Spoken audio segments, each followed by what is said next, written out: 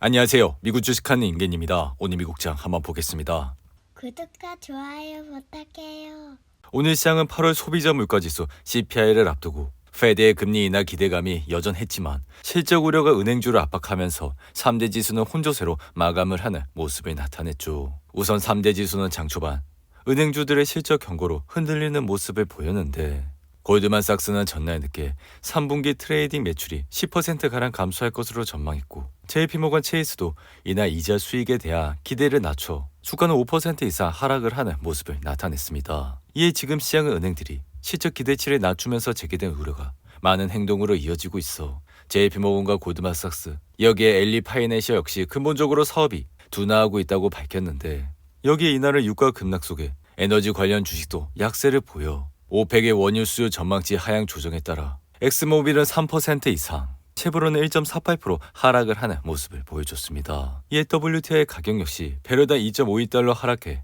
66.19달러로 마감했고 이 같은 수치는 지난 2021년 12월 이후 가장 낮은 수준이라 할 수 있죠. 한편 지금 시장은 인플레이션이 연준의 목표치인 2%로 향하고 있는 가운데 시장의 관심은 경기 둔화 폭에 쏠리고 있고 이날 제이미 다이먼 JP모건 회장은 재정 적자와 인프라 지출 확대를 언급하며 경기 침체의 물가 급등이 겹치는 스태그플레이션 시나리오를 배제하지 않는다 밝혔는데 이에 개인적인 생각은 다이먼 회장은 이러한 발언을 3년 내내 밝히고 있어 시장에 큰 충격은 주지 못할 것이라 생각이 듭니다. 한편 오늘 밤 나오는 8월 소비자 물가지수 CPI는 1년 전보다 2.6% 올라 직전 달의 2.9%에서 둔화할 것으로 전망을 하고 있고 지난 7월 CPI 상승률은 2021년 3월 2.6% 이후 3년 4개월 만에 2%대로 진입한 상황이라 개인적인 생각은 이번 CPI가 예상을 넘어 큰 폭으로만 튀지 않는다면 이번 9월 FOMC에서 금리 인하는 확실시 될 것이라 생각이 됩니다. 이어 이날의 주인공 테슬라는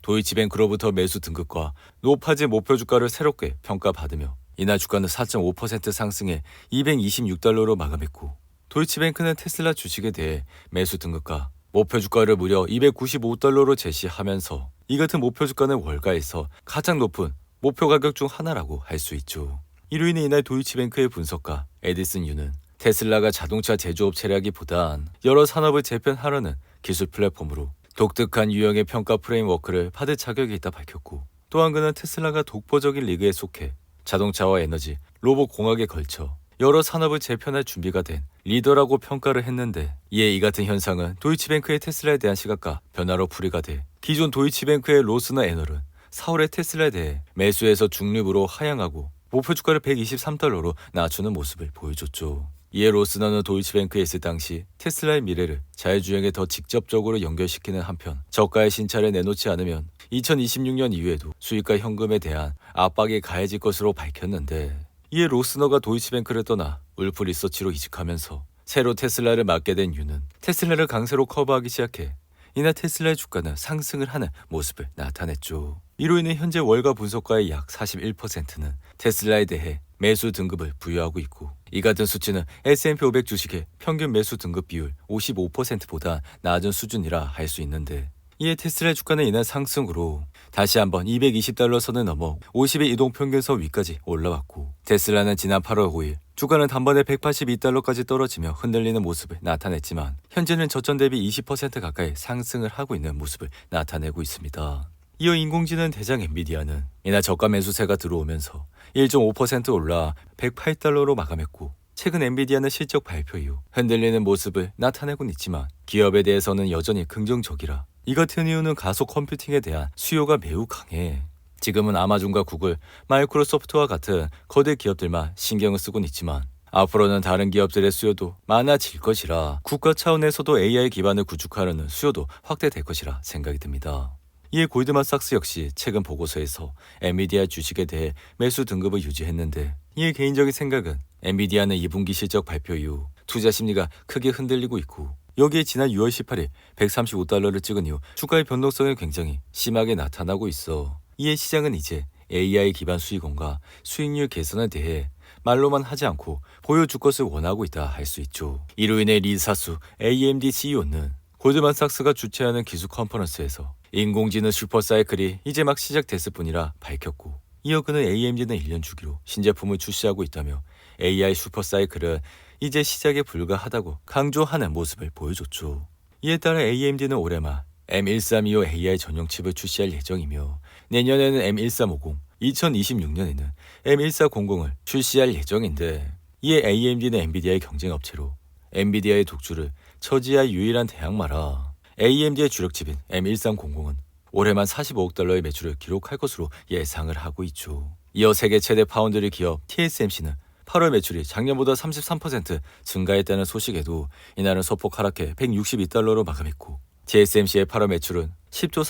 4,738억 원으로 전년 동월 대비 33% 뛰었지만 이 같은 수치는 전월과 비교해서 2.4% 줄어든 모습을 보여줬습니다. 이로 인해 TSMC는 이날 장중한테 157달러까지 떨어지며 주춤한 모습을 보이지만 이내 이 같은 현상을 말아올리며 주가는 162달러로 마감했는데 한편 지금 시장은 통화 정책 전환기에 들어섰음에도 기본적으로 경기 침체가 다가오는 상황이 아닌데다 여기에 2분기 어닝 시즌 역시 매출 증가율이 5.3%, 이익은 11% 넘게 증가하면서 여전히 기업들의 펀더멘탈도 좋아 S&P 500의 11개 업종 중 9개 부분은 긍정적인 이익 성장을 나타내고 있죠. 하지만 9월의 시장 특성으로 인해 지금은 시스템 펀드들의 수요가 감소하고 있고 기업의 자사주 매수가 줄어들면서 시장 지원의 기능이 약해지고 있기에 여전히 대선 전까지 투자에 대한 주의를 해야 한다고 생각이 드는데 이에 시가총액 1위 기업 애플의 주가는 이날 0.36% 하락해 220달러로 마감했고 애플은 이날 유럽연합에 과징금 부과에 불복해낸 소송에서 지면서 천문학적 과징금을 내야 할 처지까지 놓여진 상태라 할 수 있습니다. 이 애플의 주가는 이날 흔들리는 모습을 보여 다시 주춤한 모습을 나타내고 있고 최근 아이폰 16 공개에도 불구하고 시장의 반응은 썩 좋지 않아 주가의 상승은 나타나고 있진 않은데 한편 가상화폐 대장 비트코인은 모처럼 급등세를 보이며 상승해 현재는 57,000달러대에서 흐름을 이어가고 있고 지난 8일까지만 해도 55,000달러대 밑에서 움직이던 가격은 이제는 58,000달러 선을 바라보고 있다 할 수 있죠. 이에 이 같은 현상은 시장의 트럼프 당선 기대감이 비트코인 상승을 이끌고 오늘 밤 발표되는 소비자 물가 지수가 9월 금리 인하 기대를 더욱 정당화할 것이라 기대를 높였다 할 수 있는데 이어 반려동물 소매업체 페코헬스는 2분기 실적이 시장 예상치에 부합하면서 주가는 4% 이상 상승했고 데이브 앤 버스터스는 주당 99센트의 수익을 기록한 이후 이날 주가는 8% 이상 상승을 하는 모습을 나타냈죠. 반면 모건스탠리는 골드만삭스가 매수해서 중립으로 하향 조정한 이후 현재 주가는 1% 이상 하락하고 있고 밈 주식인 게임스탑의 주가는 2분기 실적이 매출은 감소했지만 주당 순이익이 시장 예상치를 상회하면서 현재 장외에서 1% 가까이 하락을 하고 있는데 이어 데이터베이스 소프트웨어 회사인 오라클은 시장 예상치를 상회하는 실적이 나와 주가는 11% 이상 급등했고 오라클의 매출은 133억 1천만 달러, 주당 순이익은 1.39달러를 기록하면서 시장 예상치를 크게 상회하는 모습을 나타냈습니다. 이어 항공사 회사인 사우스웨스트 항공은 이사의 개편에 따라 주가는 1% 이상 하락했고 엘리 파이낸셜 역시 3분기에 신용 문제가 증가하고 있다 밝힌 이후 주가는 17% 이상 하락을 했는데 반면 중국 전자상거래 회사 알리바바는 상하이와 선정거래소를 연결하는 주식 연결 프로그램을 추가했다 밝히면서 이날 주가는 3% 가까이 상승을 하는 모습을 나타냈습니다. 오늘도 8분이 넘는 긴 영상 끝까지 시청해 주셔서 감사하고요. 가시기 전에 구독과 좋아요 잊지 마시고 그럼 저는 다음 영상에서 찾아뵙겠습니다. 감사합니다.